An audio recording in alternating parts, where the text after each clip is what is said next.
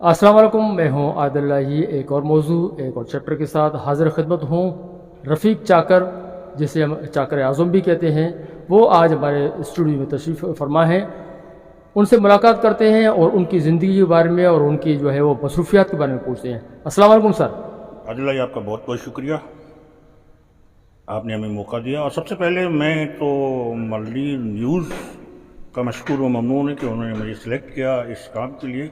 और ये कोई ढकी छुपी बात नहीं है कि जब से ये सोशल मीडिया शुरू हुआ है तो मल्लीर न्यूज़ ने खुसूसन मल्लीर के मसाइल पर जितने इश्यूज़ पे इन्होंने उजागर की हैं, जो हमारे नुमाइंदगान तक पहुँचाए हैं, बड़ी अच्छी बात है और मस्बत सोच है।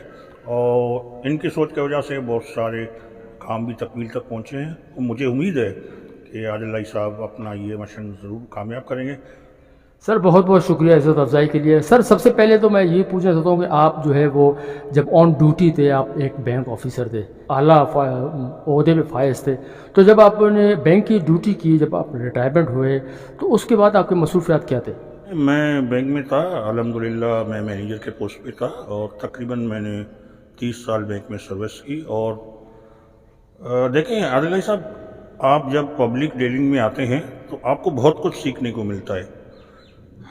जो लोग इंडोर पॉलिटिक्स करते हैं या इंडोर बैठते हैं, वो जो किसी के मतलब राय रखते हैं, वो मैं समझता हूँ उतना नहीं है जितना आप फील्ड में निकलेंगे।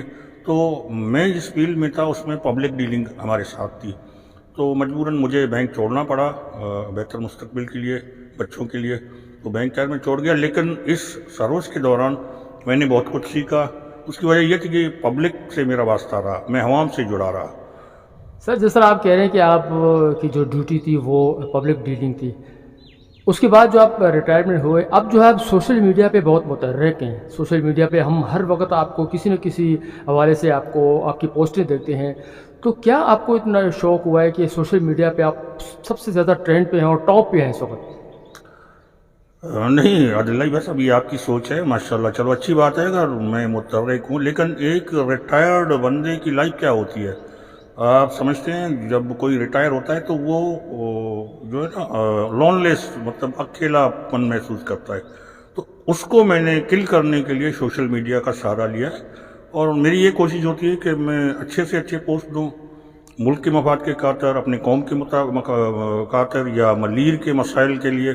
तो इस वजह से मैं अपने आप को इंगेज रखने के लिए, क्योंकि बच्चे मेरे यहाँ नहीं हैं और मैं तकरीबन अकेलापन महसूस करता हूँ, तो इस वजह से मैंने सोशल मीडिया का सहारा लिया। और बड़ी अच्छी बात है कि मैं जो पोस्ट देता हूँ उनके लाइक्स भी आते हैं, लोग कमेंट्स भी करते हैं, लोग फ़ोन भी करते हैं। सर माशाल्लाह आपकी नॉलेज भी अच्छी है, आपकी पीआर भी अच्छी है, तो कभी सियासत की तरफ आने के बारे में आपने सोचा? यार मैं समझता हूँ आदिल भाई साहब, सियासत पाकिस्तान में एक गंदी गाली है। तो पॉलिटिक्स में आना बेवकूफ़ी है, मैं समझता हूँ। आप अभी देख लें अभी क्या सूरत हाल चल रहा है। ये एक कहना तो नहीं चाहिए मुझे, पीटीआई आ गया, पता नहीं किस तरह आ गया, सिलेक्टेड है इलेक्टेड है जो भी है। उसके बाद जो हालात पैदा हो गए, हम गुलामों के गुलाम हैं। तो मगर ये बात आपकी हमें देखी, खासकर सोशल मीडिया पे आप सियासतदानों के साथ ज़्यादा जो है वो क्लोज रहते हैं। बड़ी अच्छी बात कही। मतलब ये कि मेरा आइडियल पर्सन जो है सियासत में इस वक्त मलीर में, वो अब्दुल हकीम बलोच साहब हैं। उसकी वजह यह कि उसने मलीर की वाकई सही मानों में खिदमत की है, बिल्कुल बिला तफरीक। कोई कम्युनिटी, सब कम्युनिटियों की तारीफ, वो बिला तफरीक उन्होंने खिदमत की है। और बाकी आप देख रहे हैं कि यहाँ हमारे जितने लीडर्स हैं, इनके अलावा हकीम बलोच साहब के अलावा, खुसूसन तौर पर मैं हकीम बलोच का नाम ले रहा हूँ, उसके अलावा यहाँ जो है ना कौमियत के नाम पे सियासत हो रही है। कोई इस बरादरी का है, कोई उस बरादरी का है, कोई इसका है, कोई ये। अच्छा दूसरी बात ये है, आपने शायद महसूस किया होगा और हकीकत भी ये है कि इनका कोई सुनता नहीं है। सब पीपल्स पार्टी के हैं, ये बिलावल हाउस में जाते हैं, ये मतलब एक असार के अंदर है, एक दायरे के अंदर है, उसमें अदा अदी और उनका है। तो हकीम बलोच साहब इन सब चीज़ों को जो है ना वो नहीं करता है। वो माशाल्लाह एक अच्छे बेरुखी किसान के अच्छे ताल्लुकात हैं, खुद तालीम याफ्ता हैं और वो समझते हैं मलीर के मसाइल को। अब सलमान साहब वो तो अचानक आए थे सियासत में वालिद साहब के इंतकाल के बाद, मतलब एक जंपिंग वो स्टेप था। इसी तरह यूसुफ मुर्तज़ा साहब, उनके वालिद साहब की डेथ हो गई, शहीद हो गए वो, तो वो भी सियासत में आ गए। तो ये सब अभी मतलब कच्चे मोर रहेंगे। تو عقیم صاحب جو ہے نا میری نظر میں اس نے واقعی ملیر کی خدمت کی. آپ کو جتنے ڈاکٹرز، انجینئر یا کوالیفائڈ جتنے بندے نظر آ رہے ہیں ان کا ایک کلیکٹیو ایک تھنکنگ تھا. اسی وجہ سے اچھا رہا یہ بات کہ میں سیاستدانوں کے پاس کیوں جاتا ہوں، میں یہ ان کا آرا سننے چاہتا ہوں، وہ کیا کہتے ہیں، کیا سوچتے ہیں ملیر کے لیے. اور مجھے ان سے سیکھنے کو بہت کچھ ملتا ہے، اور شاید وہ مجھ سے پتہ نہیں سیکھتے یا نہیں سیکھتے، ان کا مسئلہ ہے. لیکن I dare to say that I am getting something from them and they should get something from me. اس بات میں کوئی شک نہیں کہ عبدالحکیم بلوچ ایک سینئر سیاستدان ہیں اور تجربہ کار ہیں اور بہت ہی جو ہے نفیس قسم کے انسان ہیں. مگر اس کے علاوہ آپ نہیں سمجھتے ملیر میں اتنے ایم پی ایز ہیں، ایم این اے، کیا آپ ان کو سیاستدان نہیں سمجھتے، یا ان کو آپ یہ سمجھتے ہیں کہ وہ صرف وہ یس سر ہیں؟ یہ جو ہے نا سب یس سر ہیں، یہ جو ہے نا سب یس سر ہیں، یہ جو ہے نا سب یس سر ہیں. یہ اپنے ہر کوئی اپنے نمبر بڑھانے کے چکر میں، اپنی ریٹنگ بڑھانے کے چکر میں، یہ جو ہے نا پارٹی محتاج ہے. ان کو پارٹی جب ان پہ ہاتھ رکھے گا تبھی یہ جیت سکے گا، لیکن نہیں، ان میں اپنی کوئی ایبلٹی نہیں ہے. اور دوسری بات جو میں کہنا چاہتا ہوں، کسی بھی صحت مند معاشرے میں 3 ستون ہیں. سب سے بڑی جو ہے نا عدالتیں، آپ کی عدالتیں آزاد ہو جائے، کرپشن ختم ہو جائے گا. دوسری بات ایجوکیشن ہے، اگر ایجوکیشن آپ کے پاس ہے تو لوگوں کو فہم آ جائے گا، وہ سمجھیں گے ہمیں کیا کرنا ہے، کس کو ووٹ دینا ہے. اور تیسری بات ہمارا جو ہے نا ایجوکیشن سسٹم ہے. یہ جب ان پہ ہم قابو کریں گے تو مجھے کسی بھی ملک میں لے جائیں، ان کا مجھے عدالتیں دکھائیں، ان کے اسپتال دکھائیں، ان کا ایجوکیشن سسٹم دکھائیں، میں آپ کو بتاؤں گا کہ یہ معاشرہ کہ میں بہت سے ممالک میں رہا ہوں اور میں نے سروے کیا ہے، میں نے اپنے آنکھوں سے دیکھا ہے. یہ تینوں چیزیں جب تک ان کا قبلہ درست نہیں ہوگا، میں سمجھتا ہوں ہمارے ملک یا ہمارے معاشرے یا ملیر کے سدھرنے کے امکانات کم سے کم نہیں ہیں جب تک ہم ان تینوں پہ فوکس نہیں کریں گے.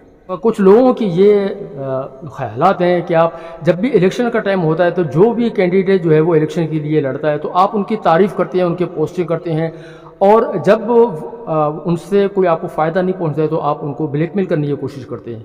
اس بات میں کتنی صداقت ہے؟ عدلیہ صاحب صحیح فرما رہے ہیں آپ. سب سے بڑی بات ہے، مجھے کسی کو بلیک میل کرنے سے کیا فائدہ ہے، اور مجھے کس سے کیا لالچ ہے. اور میرے گھر میں کوئی بندہ سرکاری نوکری پہ نہیں ہے، الحمدللہ اپنا بزنس ہے، اپنے فورن میں ہے، یو ایس اے میں ہے، آسٹریلیا میں ہے. تو مطلب یہ کہ مجھے نہ ان سے پیسے کی ضرورت. ہاں کوئی اگر مجھ پہ الزام لگاتا ہے تو بے شک وہ مجھے ثبوت میں آپ سے رابطہ کرے، مجھ سے ڈائریکٹ رابطہ کرے. میں 24 آورس جتنے الزامات اگر لوگ مجھ پہ لگاتے I have to face them. میں ذاتی طور پر اگر عقیم صاحب بولے رفیق چاکر اعظم یا کوئی بھی آپ کا XYZ M N A M P بولے کہ رفیق چاکر اعظم نے ہم کو بلیک میل کیا ہے، ہمارے خلاف لکھا ہے، میں جتنی پوسٹیں لکھتا ہوں ثبوت کے ساتھ لکھتا ہوں. اگر کوئی ان کو چیلنج کرتا ہے، میرا کوئی برانچ نہیں ہے، میرا کوئی شاخ نہیں ہے، آپ ڈائریکٹ مجھ سے رابطہ کریں. I'm ready to face all these things. اچھا سر، آپ جن سیاستدانوں کی جو تعریفیں کرتے ہیں مطلب اپنے پوسٹوں کے اندر، تو آپ کیا سمجھ کے ان کی تعریفیں کرتے ہیں؟ کسی خاص قسم کی لالچ ہوتی ہے یا صرف ایز اے جو ہے پبلک آگاہی کے لیے؟ عدلیہ صاحب دیکھیں، مجھے ان سے کیا لالچ ہے. میری ایج نہیں ہے کہ میں جا کے نوکری پکڑ لوں، یا میرے بچوں کی ایج یہ نہیں ہے. میں تعریف ان کی وجہ سے جو کام اچھا کرتا ہے اس کی تعریف کرنی چاہیے. ابھی میں نے ایک پوسٹ اپنے جو ہمارے نئے چیئرمین ہیں گڈاب کے، طارق عزیز صاحب، بڑے اچھے انسان ہیں، میری کوئی لمبی نشستیں تو ان سے یاد نہیں ہے، لیکن ان کی تعریف میں نے سنی ہے. تو میں نے بھی ان کے معلومات وغیرہ کر لی اور میں نے پوسٹ لکھا. اور طارق بھائی کا مجھے ذاتی طور فون آیا، اس نے مجھے تھینک یو کیا، اور انشاءاللہ تعالیٰ میں آپ کے چینل کے طرف سے ان سے ملاقات بھی کریں گے بہت جلد. لیکن یہ کہ وہ انرجیٹک ہیں، ینگ ہیں، ماشاءاللہ سن آف سوائل ہیں، اور وہ مسائل کو میں سمجھتا ہوں اچھی طرح سمجھتے ہیں. تو تعریف کرنے کی وجہ یہ کہ اللہ کرے کوئی اچھا ہی ہو. ملیر کی آپ نے دیکھا ملیر پورا کنکریٹ کا جنگل بن رہا ہے، ہاؤسنگ سوسائٹیز بن رہے ہیں، کم سے کم یہ تو نہ ہو. اب یہ کہ بجلی کا حال آپ کو معلوم ہے، گیس کا آپ کو ہے، اور الیکٹرکسٹی کا آپ دیکھ لیں. یہاں جب آپ صبح اٹھیں گے تو کوئی نہ کوئی مسئلہ آپ کے لیے ہے، کیونکہ کوئی دودھ کا دھلا ہوا نہیں ہے. کرپٹ تو سب ہے اپنے پالیٹیشین، لیکن یہ کہ چلو بقول آپ کے اگر 1 روپے کا کام ہے کم سے کم 50% تو لگا لے. 50% اگر کہا لے تو میں سمجھتا ہوں یہ اگر 50% بھی نیک نیتی سے لگا لے، میں سمجھتا ہوں ہمارا معاشرہ سدھر سکتا ہے. عدلیہ سر آپ سے میں نے 4-5 سال پہلے بھی ایک نشست رکھی تھی، اسی طرح کی ہم نے باتیں کی تھی سیاست کے حوالے سے، اسی طرح سیاستدانوں کی ہم نے باتیں کی تھی، وہی باتیں آپ نے کی تھی کہ ہمارے سیاستدان کام نہیں کرتے، ملی کے حالات ویسے کی ویسے ہیں، اور 5 سال بعد بھی ملی وہیں کے وہیں کھڑا ہے، بلکہ اس سے زیادہ ابتر اس کے حالات ہو گئے ہیں۔ آپ دیکھ سکتے ہیں کہ یہاں پہ جس طرح آپ کہہ رہے ہیں کہ بجلی کے حالات یہاں پہ دیکھیں، گیس کی حالت دیکھیں یہاں پہ، اور یہاں پہ ایک سب سے بڑی بات یہ ہے کہ یہاں پہ ڈکیتیاں، چوری، ہر چیز یہاں پہ ہو رہی ہے، اور سب کچھ یہ ہمارے نمائندوں کو معلوم ہونے کے باوجود بھی ہی ہمارے جو ہے وہ عوام کی نمائندگی کوئی نہیں کر رہا ہے۔ تو آپ کیا سمجھتے ہیں کہ ایسا نمائندہ آپ کی نظر میں ہے جو آ کے ملیر کو بچا سکتا ہے؟ 11 سال پہلے، 20 سال پہلے بھی ہماری حالت یہی تھی، اب بھی یہی ہے، یہ سدھرے گا نہیں۔ اس کی میں نے سب سے بڑی چیز ایجوکیشن ہے، انڈرسٹینڈنگ ہے۔ آپ اس معاشرے کو سمجھیں، اس کے مسائل کیا ہیں۔ ٹھیک ہے سیاستدانوں پہ ذمہ داریاں ہیں، لیکن as a citizen, as a شہری، معاشرے کے فرد ہونے کے بعد ہمارے اوپر بھی کچھ ذمہ داری ہے۔ آپ کچرے کا ڈبہ وہاں پڑا ہوا ہے، کچرا آپ پھینک دیں تو حکیم بلوچ یا آپ کا کوئی ایم پی آ کے اس کو ڈبے میں تو نہیں ڈالے گا۔ آپ اپنی بھی ریسپانسبلٹی محسوس کریں، آپ کا بچہ کیا کر رہا ہے، کون سے لوگوں میں بیٹھتا ہے، کہیں ڈکیتیاں تو نہیں کر رہا ہے۔ آپ نے دیکھا منشیات جو ہے نا اتنا عام ہے، تو آپ چیک اینڈ بیلنس نہیں کریں گے تو معاشرہ اسی طرح بگڑتا رہے گا۔ میں اپریشیٹ کرتا ہوں قادر بخش کلمتی بلوچ کو، انہوں نے تعلیم کے حوالے سے کافی آواز اٹھائی تھی، اور اپنے علاقے میں جو کاٹھوڑ گڈھا کے علاقے میں اس نے کافی اسکولوں کو جو برباد اسکول تھے، بند اسکول تھے، اس نے ان کے اوپر بات بھی کی تھی، ان پہ جو ہے بات ہوئی تھی۔ مگر یہاں پہ ہمارے نمائندے میں دیکھ رہا ہوں یہاں پہ اس وقت بھی ہے نا تعلیم کے اوپر اتنا کام نہیں ہو رہا ہے۔ آپ تو سمجھتے ہیں کہ تعلیم جو ہے ایک نوجوان کے لیے بہت ضروری چیز ہے؟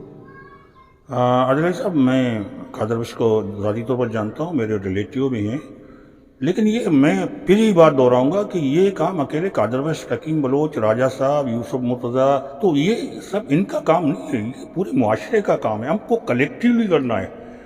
آپ قادر بخش آ کے ایک اسکول تو سدھار سکتا ہے، لیکن وہ پورے معاشرے کو اس وقت تک نہیں سدھار سکتا جب ہمارا کوآپریشن ان کے ساتھ نہیں ہو۔ تو بقول آپ کے ایجوکیشن سسٹم اس وقت درست ہوگا جب تک ہم کلیکٹیولی، مطلب اجتماعی طور پر کچھ نہ کریں۔ باقی اس کو نہ قادر بخش بلوچ کلمتی صاحب کہہ رہے، ان کے رپورٹس ہیں، میں مانتا ہوں اس نے اسکولوں کے دورے کیے، اسی طرح حکیم بلوچ صاحب کے ہیں، اسی طرح اور MPs, MLAs کے ہیں، لیکن ہمیں ان کے ساتھ چلنا پڑے گا۔ ہم نہیں چلیں گے تو وہ بھی بیزار ہو جائیں گے۔ سب سے پہلے ینگ کو تو نہیں، میں ان کے والدین کو یہ میسیج ضرور دوں گا کہ آپ کے جتنے بچے ہیں ان کو چیک اینڈ بیلنس کریں، کہاں جاتے ہیں کہاں نہیں جاتے ہیں۔ دیکھو جتنی ڈکیتیاں ہو رہی ہیں وہ سب ینگسٹر کر رہے ہیں، اب پکڑے بھی ہوئے جا رہے ہیں کیونکہ ہمارا چیک اینڈ بیلنس نہیں ہے۔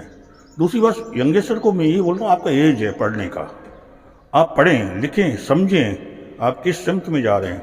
اور سب سے بڑی بات یہ ہے کہ اپنے والدین کی ریسپیکٹ کریں، ان کی وجہ سے آپ ہیں۔ جب آپ ان کی ریسپیکٹ کریں گے، کیونکہ اچھائی گھر سے شروع ہوتی ہے، اس کے بعد معاشرے پہ، آپ کے محلے میں، اس کے بعد سوسائٹی میں آ جاتی ہے۔ تو میرا ان کے لیے میسیج ہے کہ جو بھی کام، کبھی جھوٹ مت بولیں، جو کام کرنا ہے سنسیئرٹی کر لیں، انشاءاللہ تعالیٰ آپ کا نیت صاف ہوگا تو منزل آسان ہوگا۔ تو جب آپ کو بیڈ کمنٹس ملتے ہیں تو آپ کی کیا فیلنگ ہوتی ہے؟ دیکھو میں ڈیموکریسی پہ یقین کرتا ہوں، کوئی بیڈ کمنٹس دیتا ہے ویل انکم، لیکن ذاتیات پہ وہ نہ اترے۔ اگر میں بیڈ ہوں، مجھے یوں سمجھیں راجہ رزاق سے نظریاتی اختلافات ہے، لیکن وہ میرا بھائی ہے، تو میں اسے نظریاتی طور پر اختلاف کر سکتا ہوں، وہ مجھے کنوینس کر سکتا ہے، میں اس کو۔ دیکھو حضرت علی نے یہ بولا کہ جب آپ کے سب دوست ہیں تو میں سمجھتا ہوں کہ سب سے برے آدمی آپ ہیں، کیونکہ جب آپ کی مخالفت ہوگی، جب کوئی آپ کو تنقید آپ پہ کرے گا، اس کا مطلب you are doing something, آپ کچھ کر رہے ہیں۔ تو مجھے کسی کے، میں ان کو I don't care all these things, میں ان سب چیزوں کو اہمیت ہی نہیں دیتا ہوں۔ اگر کوئی تنقید کرتا ہے ویل اینڈ گڈ، یہ نہیں کہ میں عقل کل ہوں، میں جو بول رہا ہوں وہ سچ ہے، ہو سکتا ہے وہ سچ ہو۔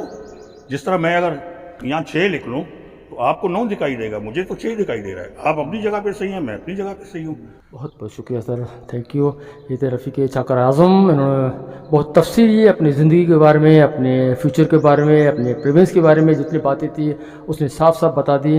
عادل کو اجازت دیجیے، اللہ حافظ۔